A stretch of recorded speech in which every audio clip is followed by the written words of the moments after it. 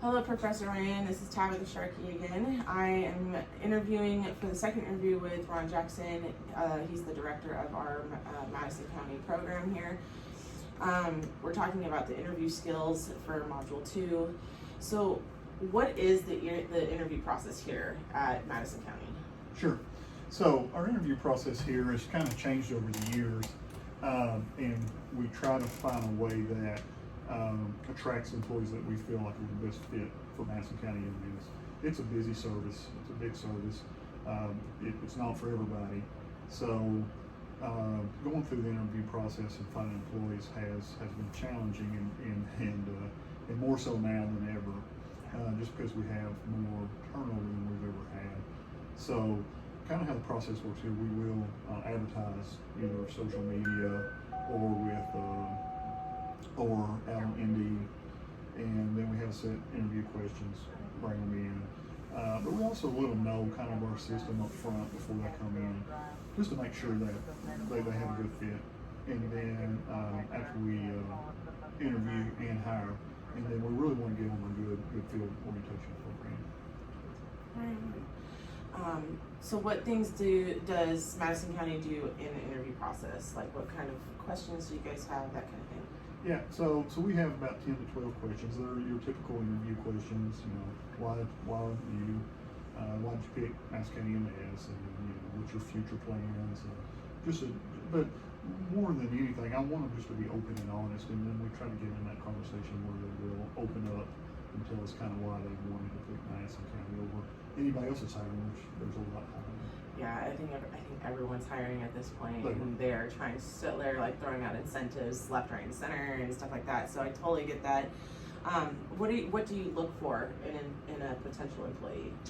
Well, I always had kind of the saying that I'd rather hire somebody with good integrity, and we can teach them skills.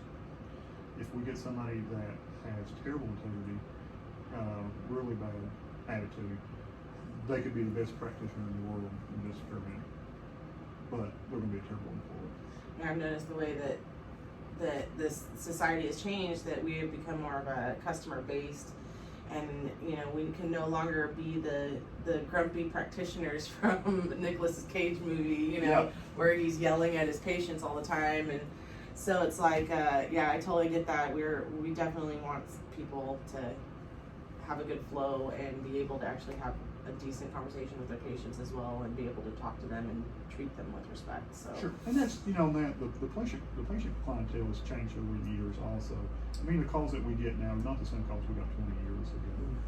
So we know that a lot of people call for EMS that probably may not qualify for an ambulance or really need an ambulance. So I know that's difficult for the employees to still come out with that positive attitude and encourage. But however, I think that you got to have compassion built in, and you got to love what you do and help people. That definitely helps. I agree. Yeah. What things do you think should be added to the process? I think what other professions do in the medical field is give employees, especially young ones, the opportunity to come in and shadow or look. And EMS has just not done a good job about shadowing. It may or may not be for everybody.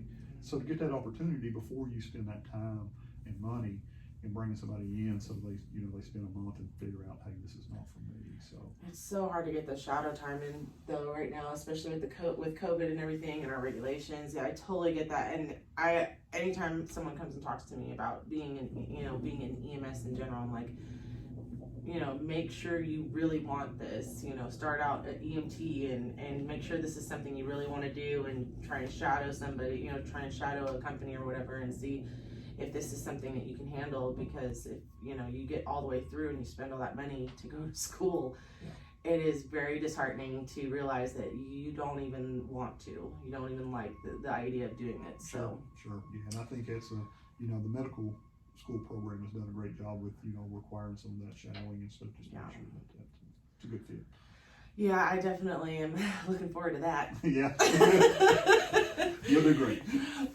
So how often do they evaluate the effectiveness of the process? Like, how often do you actually review the interview process and see if there's any changes or questions that you need to add or take away? Yeah, so again, the type of applicants we've got has changed over the years. So now we have to look at the questions. Are we asking the same questions? We need to ask the same questions we did 20 or 30 years ago. And the answer is probably no. There's different needs and there's a different generation. I mean, just say it's a different generation. So their needs and their wants are different, and what they're looking for in a company is different than what we saw that. So yeah, that probably, needs to be fluid and change. Yeah, no, I totally agree with that. I can't even, like 10 years ago, just thinking about my interview process 10 years ago when I first came into EMS, it was so different from the interview that you and I had. And it just, it's changed a lot since then, and I can only imagine what it was like 20 years ago. Right. So yeah, it has changed. Okay, I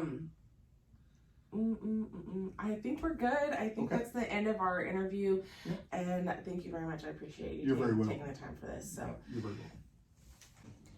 Hello, Professor Wayne. I am doing my Module 3 interview with Jessica Lake and Mark Logan, both from my company that I work for now. Okay, so quick questions. Do you guys know what the interview process here is? If you're breathing, you can talk. Just remember, this is going on YouTube. I'm going to make it private. But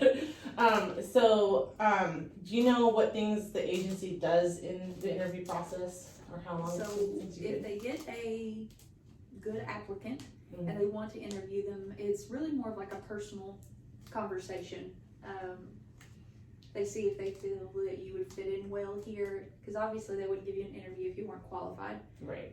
So they just see if your personality and your character traits would be a good fit here. And if they feel that you are, then you begin your orientation process pretty quickly. Cool. What about you? Everything she said. I was gonna say, do you even remember when your interview was? Well, it was only 2 years ago, but I really don't think I got an interview. I didn't Because I came in part-time. That's what someone else was saying, was they weren't interviewed. I got an interview, mine was on Zoom, and I did it with Carlos and with Ron, and I'm like, Yeah, Ron just called me and off of my application, and he was like, so when do you want to start part-time? And I go, well, when do you want me to start? And he goes, immediately. So Now, the interview for higher positions is different. I have done those. right. So board members are typically involved in those as well. So typically it's the director, assistant director, training officer, board member, and sometimes an employee rep. Oh, okay, that's definitely good to know. Do you know what they're looking for in potential employees? I mean, we kind of covered it, but Just someone with a good work ethic, I think, is a big thing. Someone that will work. I know this is for like a management class? It's a management So class. in my interviews that I've had here for higher positions, they've always told me that fairness is something that they value a lot. That scared me to death. Fairness is something that they put a lot of emphasis on. Yeah. So that's something that they look for. What do you think they were looking for with you? well, to be honest, Ron had to apologize to me after I got hired full-time. He told me that when they got my application, he told Carlos not to hire me because of my age. Oh, yeah. He told Carlos, he said, I don't think he'll ever work. And then he turned out to be one of the bigger workhorses. And when they hired me full-time, he was like, man, he said, you put these young people to shame on your work. Mm-hmm. He said, you never asked who you were working with, you never asked where you were working at, you just said, where do you need me and what time? Mm-hmm. And he said, that's all you ever asked. He said, we've got people that ask, well, who am I working with? Yeah. What's the rotation? And to me, it just doesn't matter. I signed up to do a job. The job is to help the citizens of Madison County, and I don't care who I work with. As Right. long as they can do their job and I can assist them in doing their job, that's all that matters, or it should be. You're right, it should be. What things do you think need to be added to our interview process? That's a hard question too. I know at one company they actually had me take a test. I mean, it wouldn't be a bad idea. But we test here yearly, so we have our competency test. But that's after being hired. Yeah. Right. So, I mean, process. I think probably, I don't really know if it's so much as in the interview, but during your orientation where you spend time with Tanya and on, going over things as training officer, and then on the truck, that's kind of a continuation of your interview process. Yeah. Because if it's evident then that, you're not competent or you can't perform these duties, then, perhaps this wasn't a good fit. Yeah. Maybe up front telling people the type of run volume that we have. Well, A lot of people they hire, they come in their first day of orientation or even their first day off of orientation and they make 16 runs in a 24-hour shift and they don't come back. Yeah. Or they text Ron and they go, I'm not coming back. Well, I know when I was getting interviewed, that was one of the first questions I asked, what's your run volume like? And, they were like, oh, it's really, really high. And I worked in a city where we run volume was, 55,000 in the city. And so when I came here and they're like, oh, it's like 27, 30,000. And I'm like, oh, thank goodness. But I know that that is pretty upfront thing, because Ron has always said, I tell him we're busy. Yeah. And so. Carlos said the same thing. He's like, we are a very busy company. I'm like, that's cool. I can handle busy. I can't handle twiddling my thumbs. Okay, so how often do they evaluate the effectiveness of the interview process? Do you know? Like, how often do they? Self-evaluations yearly. Mm-hmm. So we do self-evaluations yearly? They don't evaluate you per se, unless it's in your orientation stage, and then your preceptor kind of views what you can and what you can't do, if you're a good fit, if you're not a good fit. And I know they've talked about changing the way that we do the precepting because they're talking about FTOs. Right. And in the future having FTOs. It's been talked about right now. Currently you have a piece of paper you fill out. Well, if you have a negative comment, that employee sees that negative comment. So now they're talking about putting that online so that the only people that see it are the FTOs and upper management.